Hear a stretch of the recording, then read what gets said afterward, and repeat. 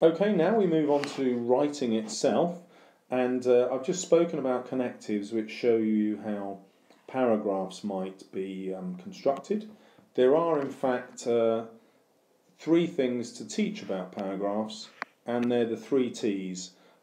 Change of paragraph for a change of topic, for a change of time, and a change of talk.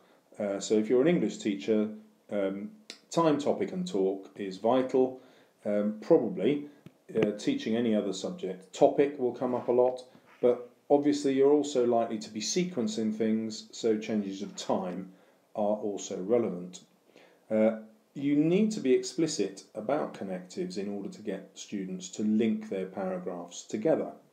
Next, you want their paragraphs to be well written, and the simplest instruction to give them is simply to start each sentence with a different word. You'll be amazed at how sophisticated this forces their writing to be, just because they can't start with the same word all the time. They have to change each and every one. Typically what happens is they starting sentences with connectives, and this forces them to use complex ideas at the beginning of their sentence, and they find imaginative ways to finish it. And then finally, if you're educating your students to be literate, they need to be writing in different genres. So a typical history lesson might be, okay, go away and write a newspaper article about the Battle of Hastings. Well, that's useless unless you've taught the actual genre to the students.